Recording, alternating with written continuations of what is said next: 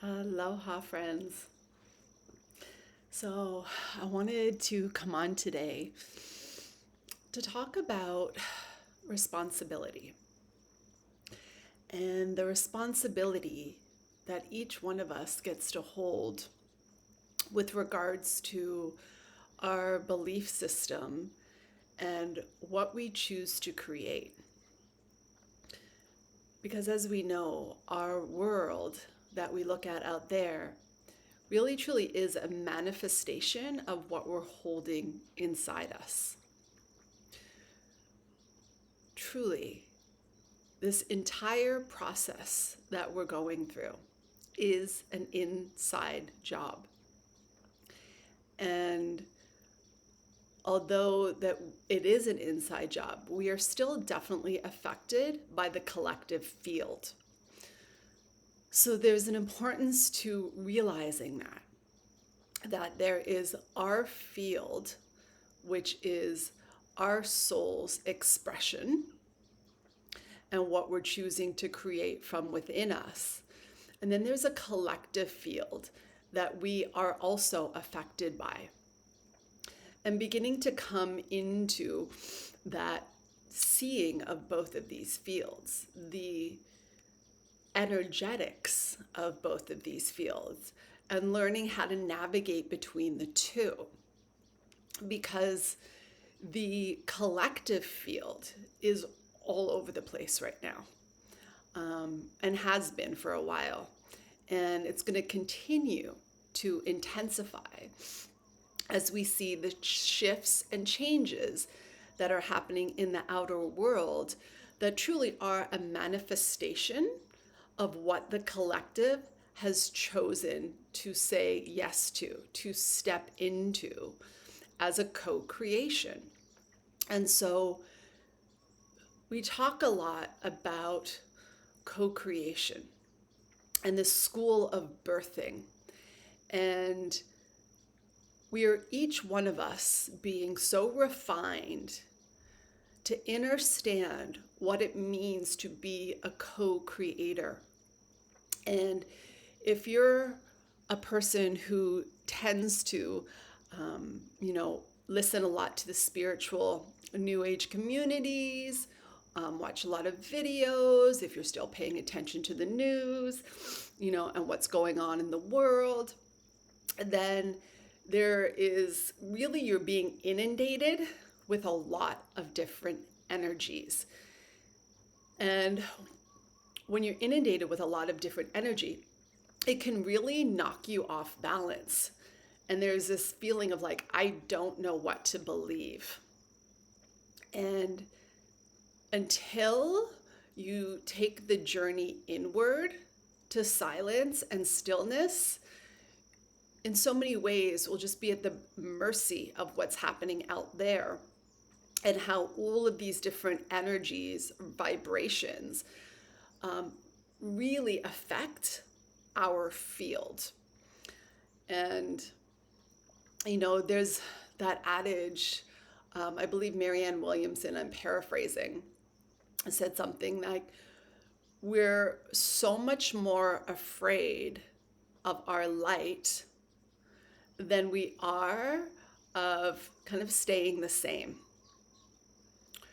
We are actually terrified of the magnificence of what we truly are when it begins to be seen, to be felt, and to be revealed to us. So a lot of you may have had experiences or glimpses of the true self, this infinite creator being of light that truly is your soul's essence. That's infinite and powerful beyond belief. And when we come out of these peak experiences, what tends to come up is all of the old conditions, ways of limitation. We minimize ourselves back down to fit into the box that feels more comfortable. and the mind that doubts that we could be that brilliant, that powerful, and that divine. And it feels just, the magnitude of it feels like it's too much. And so we tend to revert back down to making ourselves small again, to fitting into the box that's very acceptable to all of the people that we are in relation with on a daily basis. And so there's many different layers here. And the layer that I want to talk about is one, how we minimize ourselves so that we're digestible for those around us.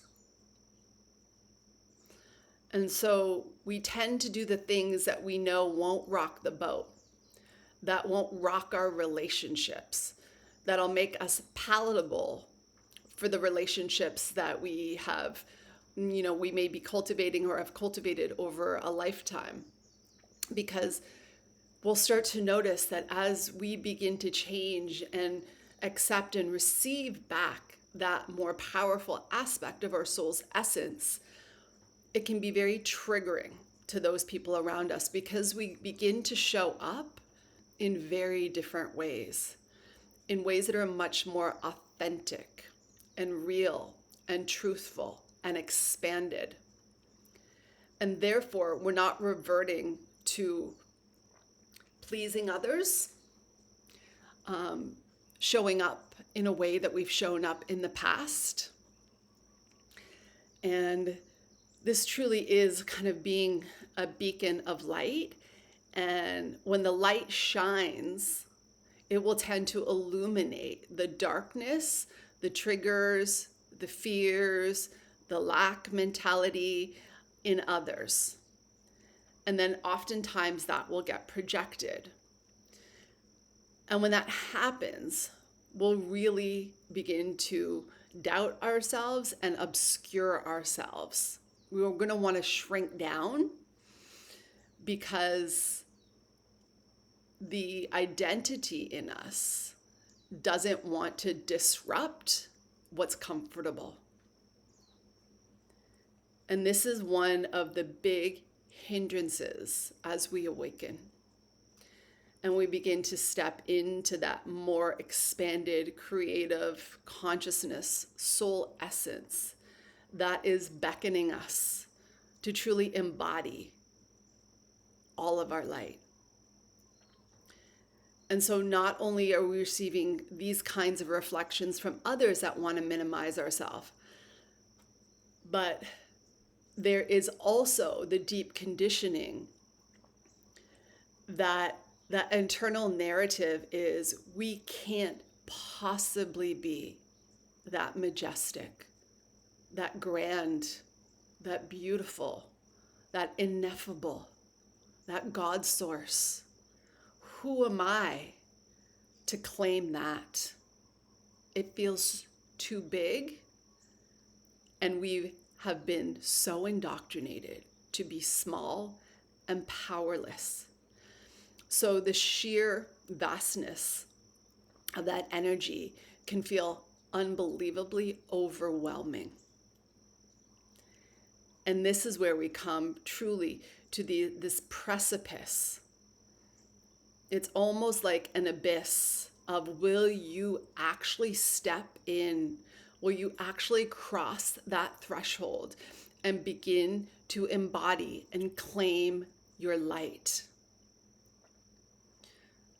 So many moments that I have had a complete dissolution and a reunion with my own divinity, and a knowing through embodiment that I am that divine being of infinite light, and that I am sovereign and liberated and free and godlike.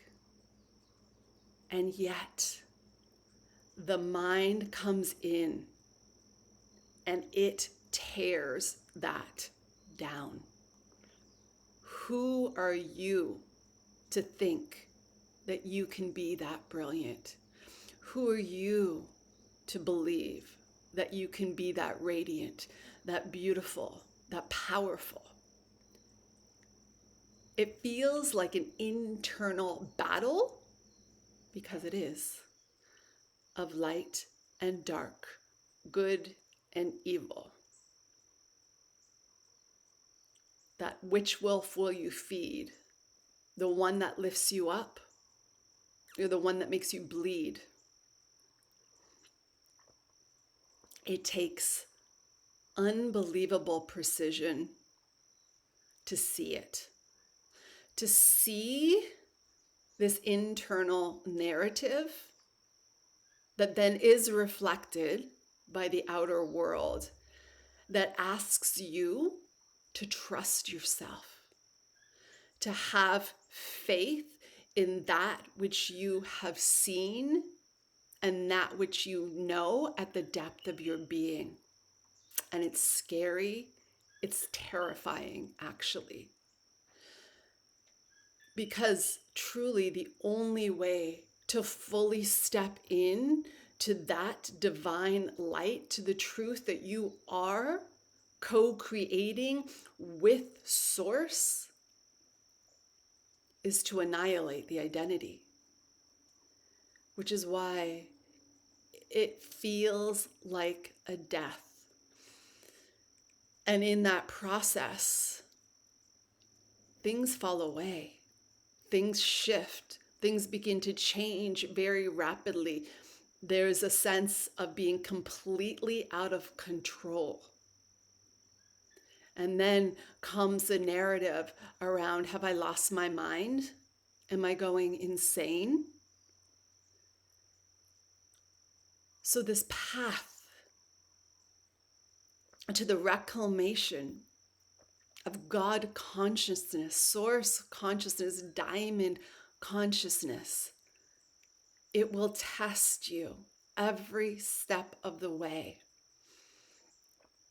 And for me, the respite is always going in, becoming still, becoming silent, becoming extremely precise with where I point my energy and with whom I share my energy, and also what energy I allow in through social media, through what people I choose to be around, through what creative endeavors I choose to participate in. All of it becomes living every present moment from the navigation of my heart, of my solar plexus, my divine will, and allowing something so much bigger than my mind to kind of take over. And it's a process.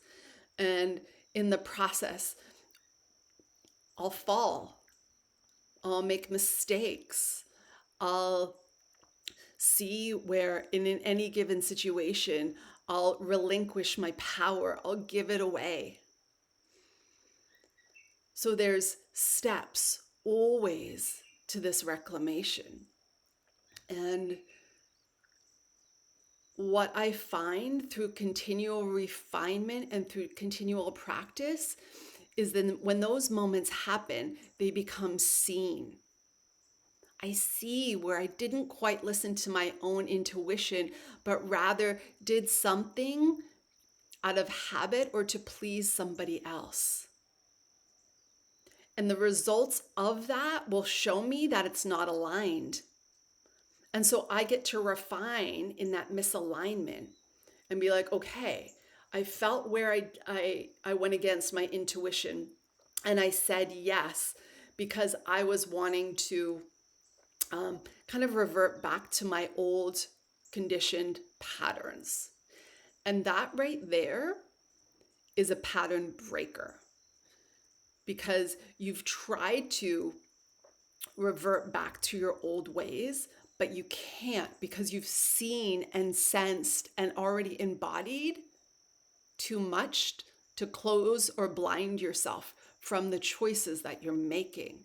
So the choices become ever more refined and precise. And so then, as the next initiation is presented, and I feel the twinge of my intuition being like, oh, this doesn't quite feel right. And I see my mind wanting to do what feels most habitual. And I see that I'm having a moment to break a pattern. And then I get to make a different choice, trusting my gut, trusting my heart, trusting my inner eye, even when my intellect doesn't understand why I feel that way. I start to trust my feelings over my mind. And so this process of embodiment is this ever refining seeing. This is what we talk about with like the omniscience. You just begin to see all of these threads of old beliefs that come up before your eyes, and you see the pathways to exit them. But that's the initiation. It's you're exiting them through trusting your own divine guidance over the conditioned mind. And there's a place where you become so centered in that as you follow, a lot of circumstances will begin to fall away. A lot of people will begin to fall away. A lot of choices and opportunities begin to fall away while simultaneously you're being presented with the new. So it's this quantum jumping that's happening.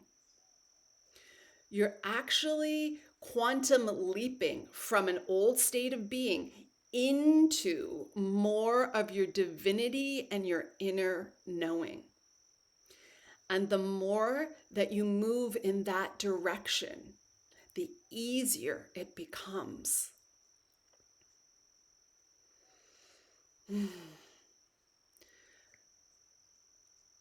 So,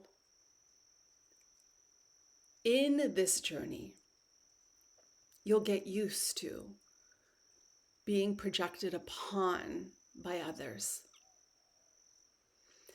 This is where you're becoming the beacon of light. So when you kind of stabilize in this place of being the beacon of light, you'll notice two things happening simultaneously as you're literally walking between this third, fourth dimension, moving into the fifth and getting stronger and stronger in your ability to abide in the higher truth of who and what you are. And one other thing that'll happen is as you do that, you'll start to see the self-talk that wants you to go back to that sense of lack, that sense of not being confident, of feeling unworthy of the grandness that you are. And it's very interesting to see that, because again, it's like you see where the mind is like, you can't possibly be that magnificent, grand, and light. And yet your intuition, your heart opening is showing you that you are. And the more that you notice these thoughts, but you disregard them, you're like, I see you, little one. And I'm going to continue to step into my grandness. I'm going to continue to feel what it feels like to become liberated, sovereign, and free.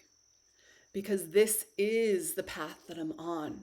I'm on the path of awakening to my creator consciousness.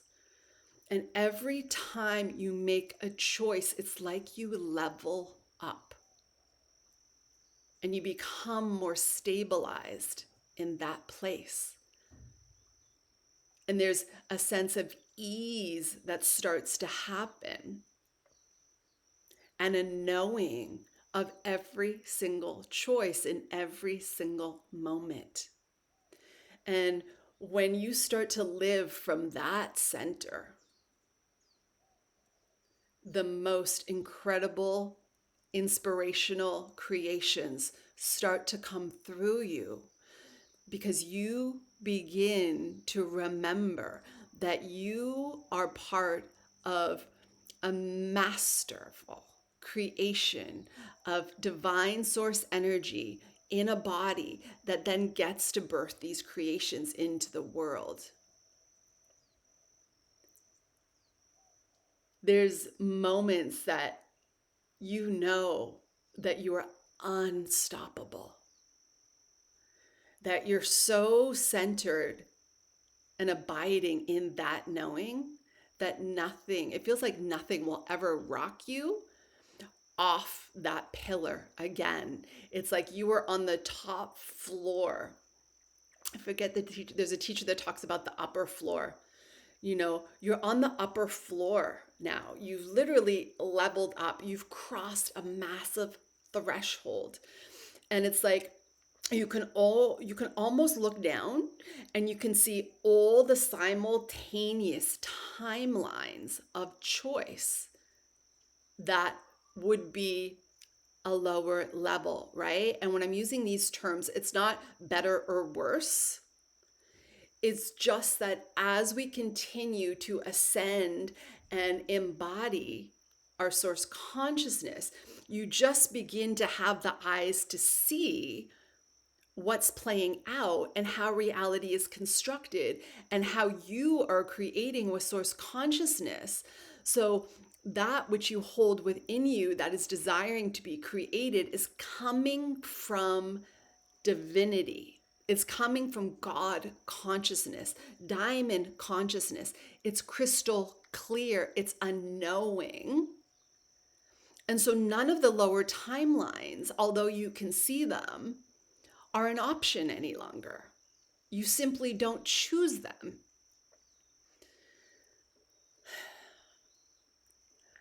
And so it's a time in your evolution, if you're resonating with this, to recognize that anyone that you're listening to, whether spiritual teacher or the news or a friend, everything that they are delivering is always going to be coming through their level of consciousness, their vibration, their perception, their view of the world, where their soul is. And so if you are in a place of allowing source consciousness to merge with you, then you actually don't need to listen to anyone's teachings, because your guidance system, your divine light, is the primary guidance system for your soul. It is unnecessary. And actually, it's imperative at a point to stop listening to the outside noise. And there can be a point where you feel so centered that maybe you listen to a teaching that comes into your sphere that's super aligned with where you're at. But as long as you're outsourcing your information from out there, you're not going to have your internal compass centered. Before you even reach out to have another person teach you or coach you or a psychic, whatever, find your inner compass first. Find your true north. Find your guiding light and allow that to stabilize, to become your core stability, to know that you can navigate yourself as you embody that totality of the light of your essence. You become your own inner navigation system.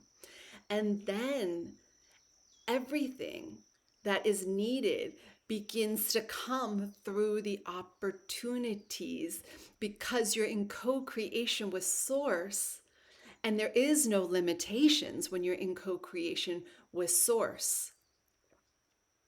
And you'll watch as you move through this process, as in moments you'll revert back to that old way or that old belief or that old thought form.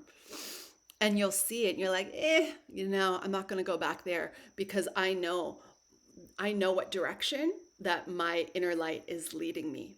And that will always be your North Star. That will be what you follow at all times. And there'll be much to let go of. We need to be connected. We are. We don't need to be. We are connected to everything, but we are not attached to it. There's a letting go when we are stewarding our creations of what it's going to look like. You are pregnant with creation, with divine creation, but you are stewarding and midwifing it through without controlling the process. You are relinquishing control, and you're trusting, and you have faith in the divine creation itself as you hold it with that sanctity and that beauty, but no attachment to how it turns out, because truly it's about the journey, not the destination. This is the journey. And so every moment, every drop of the journey is what actually is the divine milk. It is the mother's milk for our creations. We are truly receiving so much sustenance in the creation of it, not the final destination. And so all of this to share that begin to trust yourself. Begin to find your inner light. Allow yourself to shine with infinite radiance. If I told you that you are an angel of God, that your wings and your power and your light is so bright, that you are known by every being in this multiverse, that Yeshua speaks to you through your heart, that Mother Mary is mothering you and holding you and nourishing you, that Mary Magdalene is teaching you about the sacredness of your womb and your ability to birth anything, and that your capacity to create knows no boundaries, and that you are God. Notice which part of you cannot accept that. That says, no, you could not possibly be that. That's the part that's holding you back from embodying your divinity.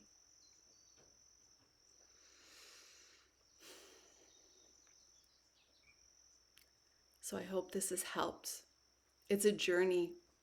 It truly is a glorious, celebratory journey. And you have infinite support in it. The more you go in, you also notice how supported that you are, how cherished you are, how precious you are as a soul amongst all souls.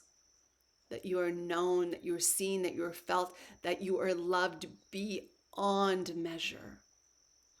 God knows you. knows you as its child.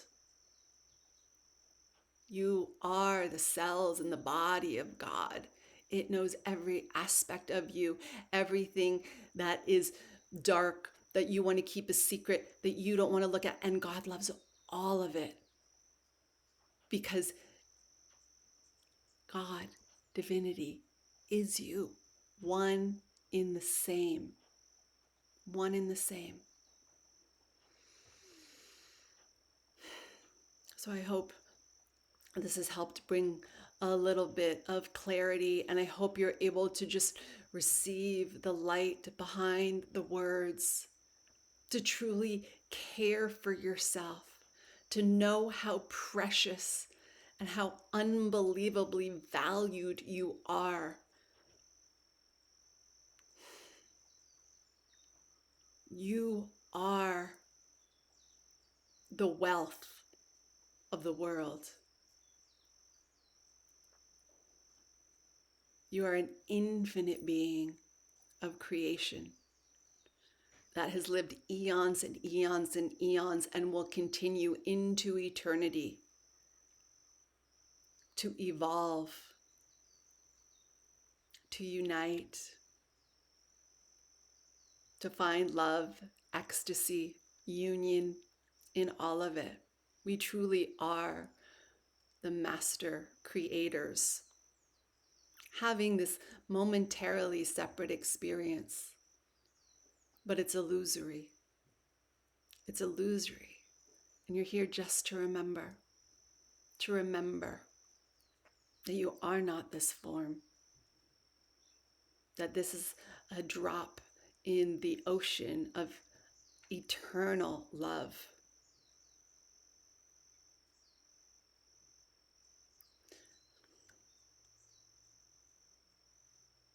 Thank you, gods, goddesses, angels, all of it, for truly embracing your light and loving unconditionally and receiving your divine inheritance, to know there is no lack.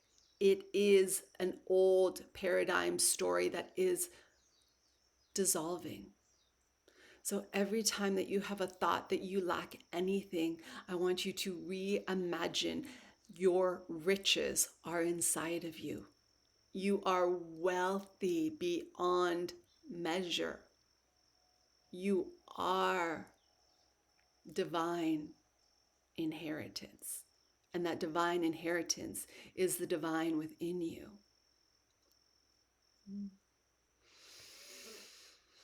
Much love. Thank you for being here. Till next time.